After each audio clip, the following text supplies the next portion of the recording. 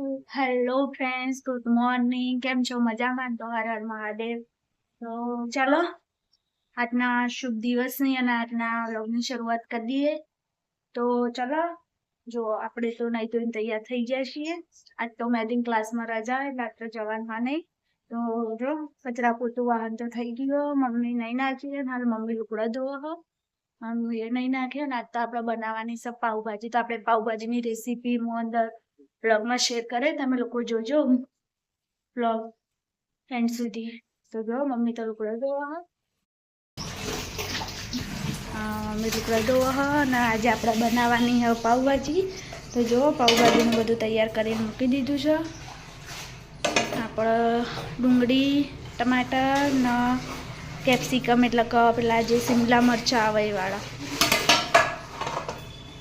આમાં છે બટાકા, વટાણા, કોબી અને હજી ફુલાવર નાખવાનું બાકી છે. તો આજ તો એ પાઉભાજી તો હું તમને રેસીપી બતાવે અને વ્લોગમાં શેર પણ કરે. તો જોજો વ્લોગ એન્ડ સુધી અને ટ્રાય કરજો ઘરે. તો કેવી બને છે એ પણ મને વ્લોગમાં કમેન્ટ કરીને કહેજો. તો ચલો હાલ તો મળીએ થોડીક વાર રહીને, કારણ કે હાલ આપણે કરીશું થોડી પાઉભાજીની તૈયારી. મતલબ ટમાટર ને ડુંગળી બધું જે કાપી મૂકી છે હજી મિક્સરમાં ક્રશ મતલબ કે દળી દેવાનું છે. તો ચલો મળીએ થોડી વાર રહીને, તો ઘડી આવજો. કોણ કે બધું પલાઈ ગયું. મમ્મી બટાકાનું શાક બનાવવાનું, હું પાઉભાજી બનાવું. મમ્મીને પાઉ તો લાવી દીધા હતા. ચાલુ કરીએ આપણે પાઉભાજીની રેસીપી. હું તમારું બ્લોગમાં બતાવી દઉં. એટલે ચાલો પાઉભાજી બનાવીએ.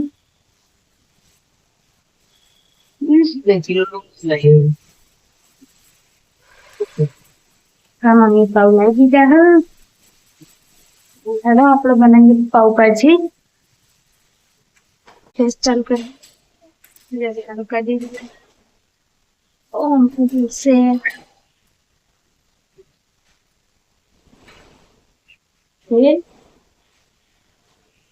લીધા 55 110 માં 2. પમ તાજા ની પાઉભાજી બનાવીએ તો તેલ કઢાઈમાં ગરમ કરવા મૂકી દીધું હોય.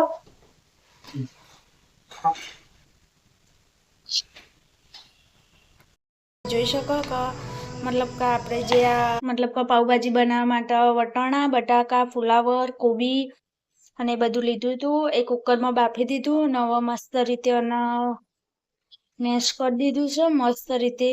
મતલબ કે પાઉભાજીની જે પેસ્ટ બનાવવાની હોય માવાની બનાવી દીધી હોય, તમે જોઈ શકો. તો આ તૈયાર છે. પછી આ ડુંગળીને આપણે મિક્સરમાં ક્રશ કરી દીધી છે. તો આ ડુંગળી છે, આ ટામેટાની પ્યુરી અને આ મરચાની, લસણની અને આદુની પેસ્ટ હ. તો ચલો હવે આપણે બનાવી દઈએ, કારણ કે તમે જોઈ શકો છો કે આદુ લસણની પેસ્ટ, ટામેટાની પ્યુરી અને લસણ ડુંગળીની પ્યુરી અને આપણે જે બધી શાકભાજી કુકરમાં બાફી આપણે જે શાકભાજી બધી લીધી હતી, કાપી હતી, વટાણા, બટાકા, ફુલાવર ને બધું જે કાપ્યું હતું. તમારે જે શાકભાજી પાઉભાજીની યુઝ કરવી હોય એ તમે લઈ શકો છો. તમે તે બધું લીધું હતું. તો જો વટાણા, બટાકા, ફુલાવર, કોબી અને બધું લઈને કુકરમાં બાફી દીધું હતું. ને હવે બફાઈ ગયું એટલે એનું આ રીતે મેશ કરી દીધી છે. તો તૈયાર કરી દીધું છે. આ છે આપણે જે પાણી બાફવા માટે યુઝ કરીએ છીએ. પાણી થોડું કાઢી લીધું છે. પછી એક સાઈડ આ છે ડુંગળીની પ્યુરી, આ ટોમેટાની પ્યુરી અને આ છે લસણ ને લીલા મરચાંની પ્યુરી. તો ચલો હવે આપણે આ બધું આપણે તૈયાર કરી દીધું છે પાવભાજીનું. તો ચલો હવે આપણે તેલ પણ ગરમ કરવા મૂકી દીધું છે. 1 મિનિટ. તેલ પણ ગરમ કરવા મૂકી દીધું છે. તેલ પણ ગરમ થઈ ગયું છે. તો ચલો હવે આપણે કરીએ પાવભાજી બનાવવાની શરૂઆત. જોઈ શકો આપણે બધું કમ્પ્લીટ કરી દીધું છે. તો હવે આપણે બનાવશું પાવભાજી. તો આ છે પાવભાજીનો મસાલો, આ છે રામનો પાવભાજીનો મસાલો. તો ચલો તેલ તો ગરમ થઈ ગયું છે. હવે સૌથી પહેલા આપણે આમાં નાખીશું મરચાની અને લસણ આદુની પેસ્ટ.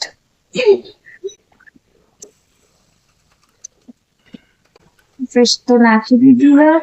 એમાં બરાબર હવે તેલમાં ફ્રાય થવા દેવાની, મતલબ કે બરાબર તેલમાં શેકાવા દેવાની. ફ્રાય થઈ જાય પછી પાછળથી તેમાં ટામેટાની પ્યુરી અને ડુંગળીની પ્યુરી નાખવાની રહેશે. તો તમે જોઈ શકો છો. તમે નાખી શકો છો. હવે તેલમાં બરાબર એડી પ્યુરી જે આપણે નાખી એ બરાબર શેકાઈ જાય પછી તેમાં આપણે નાખીશું. હવે એમાં નાખીશું આપણે આ ડુંગળીની એક મિનિટ.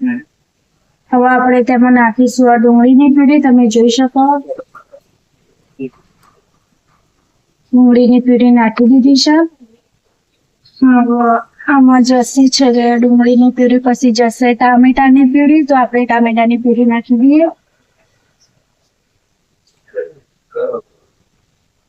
તો જો ફ્રેન્ડ્સ આ ટામેટાની પ્યુરી છે. હવે આપણે એને એમાં નાખી દઈશું. તમે જોઈ લીધું ફ્રેન્ડ્સ, આપણે 3 એ 3 જે પ્યુરી બનાવી હતી એ આપણે નાખી દીધી છે. બાકી જે આપણે 3 એને બરાબર તેલમાં શેકાવા દેવાની છે. ડકો ચડવા દેવાનું છે, કારણ કે એની સ્મેલ ના આવે, સ્મેલ ના આવી જો જે આપણે ડુંગળી નાખી, લીલા મરચાની પેસ્ટ ના આદુની પેસ્ટ નાખી એની સ્મેલ ના આવી જરૂર છે. તો જો સ્મિતાનું બદલાઈ ગયું, કલર બદલાઈ ગયું છે. પ્યુરી નાખી દીધી છે તો અંદર જે પ્યુરી નાખી દીધી ને કલર આવો થઈ ગયો છે કંઈક, તમે જોઈ શકો છો. તો અને બરાબર આપણે તેલમાં શેકાવા દઈશું અને શેકાઈ જાય એટલે એમાં મસાલા નાખવાના રહેશે. શેકી દઈએ આપણે. જો એનો કલર થોડો એકદમ આપણને લાગે કે કલર બદલાનો છે એટલે એમાં પછી મસાલા નાખી દેવાના. તો ચલો હવે આપણે એમાં બધા મસાલા નાખી દઈએ. તો આપણે નાખીશું સ્વાદ અનુસાર. પેલા મીઠું નાખી દે એટલે સ્વાદ અનુસાર તમારે જેવું મીઠું મતલબ કે વધારે ઓછું તમારે જે રીતના ભાવે એ રીતના મીઠું નાખવાનું. મેં તો પેલા નાખી દઉં, પછી નાખી થોડું ગરમ મસાલો, ધાણા જીરાનું પાવડર અને લાલ મરચું. મસાલો હાલ થોડા નાખવાનો, મતલબ કે થોડો નાખવાનો. પછી જયારે પાવભાજી આપણે પૂરી તૈયાર થઈ રહે પછી છેલ્લે ઉપરથી નાખવાનું એટલે ત્યારે તમને પાવભાજીની સ્મેલ આવશે, મતલબ સ્વાદ આવશે.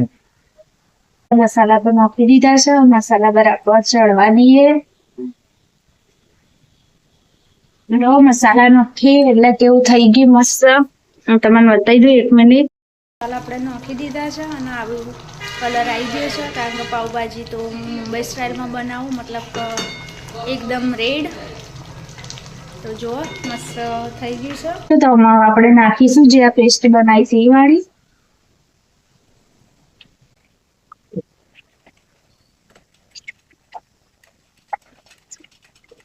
પેસ્ટ નાખી દીધી છે. હવે આને સરખી રીતે બધું મિક્સ કરી દઈશું. કરી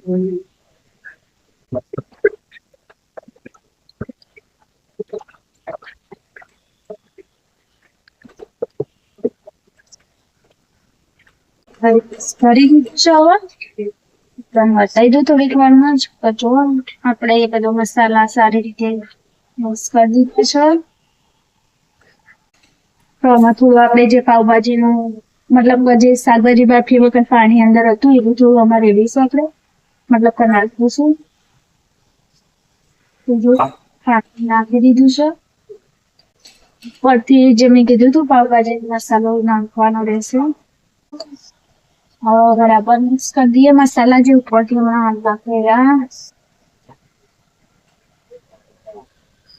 તેના લીધે આપણે પાવભાજી કલર પકડાય. પાવભાજી તો રેડી થઈ ગઈ છે. હું તારે બદલાઈ દઉં.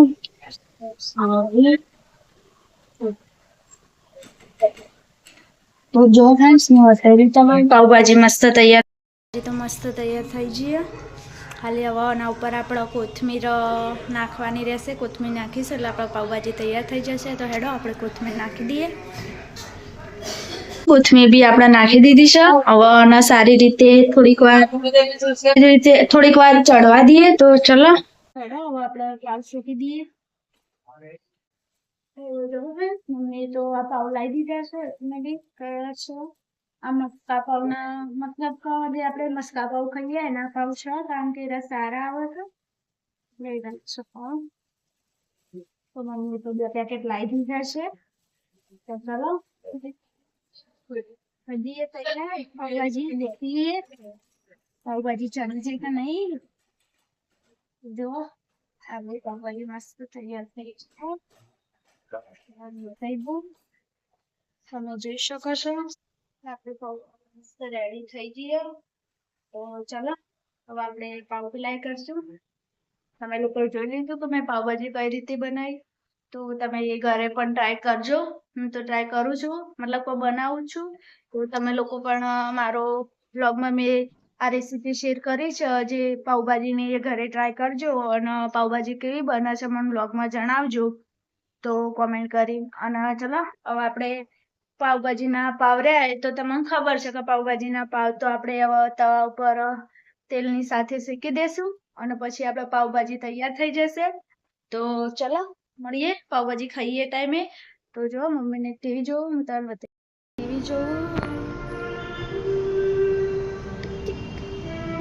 સહી ચાલુ તૈયાર થઈ ગઈ પાવભાજી. મસ્ત તમે જોઈ લીધી કે તૈયાર થઈ ગઈ હે.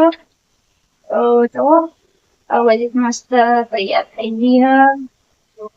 તો હેડો ફ્રેન્ડ્સ, પાવભાજી તો તૈયાર છે. મમ્મી બટાકાનું શાક બનાવશે. આમ તો વિરાળનો ઉપવાસ છે એટલે વિરાળ માટે અલગથી શાક બનાવવાનું છે. બટાકાનું મમ્મી શાક બનાવશે. તો થઈ ગઈ પાવભાજી તૈયાર છે. તો ચલો હવે આપણે કરીએ.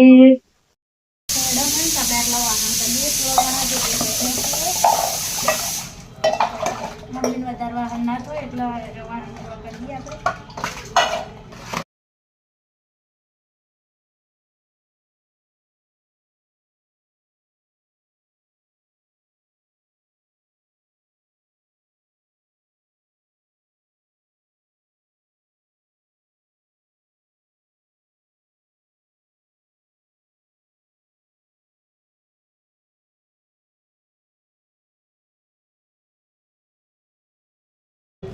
તો હેડો ફ્રેન્ડ્સ, આપણે તો કામ થઈ ગયું. મમ્મી બટાકાનું શાક બનાવો એમાંથી પાડું. તું પેલું તેલ છે એટલો મને ઓપા નહીં વિરલ. થોડીક વાર બેસીએ કારણ કે મમ્મી તો બટાકાનું શાક બનાવો હો. તો ગળી બેસીએ પછી પાવ શેકી દઈએ તેલમાં. અમારા ઘરમાં તો બધા મસાલા પાવ ખાય, મતલબ પાવભાજીવાળા. હું બતાવું કે મસાલા પાવ કેવી રીતે કરવાના, હું તમને મારા બ્લોગમાં બતાવી દે. અને મારા ખ્યાલથી તો તમે પાવભાજીમાં જેટલા મસ્કા પાવના પાવ આવે છે યુઝ કરશો તો વધારે સારા લાગશે, કારણ કે મને તો બહુ જ હું એ જ મંગાવું છું. તો મળીએ થોડીક વાર રહી, કારણ કે મમ્મી તો બટાકાનું શાક બનાવો વિરલ માટે, કારણ કે એના શનિવાર એટલે ઉપવાસ માટે અલગથી શાક બને એના માટે. તો મળીએ થોડીક વાર રહી, તો ઘડી આવજો. મળીએ થોડીક વાર રહી.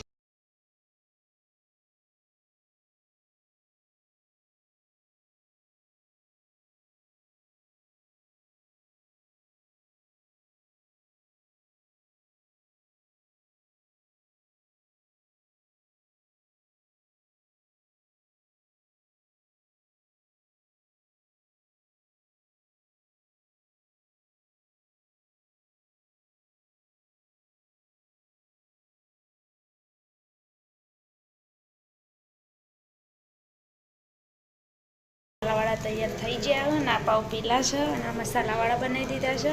આપણે તો પાવભાજીની ડીશ તૈયાર થઈ ગઈ. હું તમને બતાવી દઉં 1 મિનિટ. તૈયાર છે પાવભાજી. પાવ અને લીંબુ સાથે વધારે મસ્ત લાગે પાવભાજી. તો પાવભાજી તો તૈયાર થઈ ગઈ. હવે બધા ખાવા બેસે. તો પાવભાજી તો તૈયાર થઈ ગઈ છે ડીશ. અને પપ્પા ટીવી જોવું, મમ્મી શાક બનાવી દીધું હા. તો આપણા પાવ તૈયાર થઈ ગયા. ખાવું નહીં હેડો હવે ખાવા જઈએ. આયરા લેતા એમાં આપણા હેડો ફ્રેન્ડ્સ, હવે આપણે મમ્મી પપ્પા બધા ખાવા બેસું. તો ચાલો લીંબુ લઈ જઈએ અને બદલા લઈ જઈએ.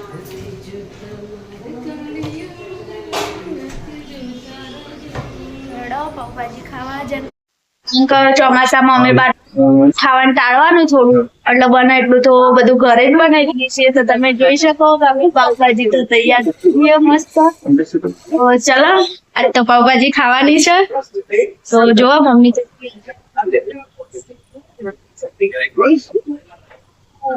મમ્મી તો આવી જઈએ પાવ.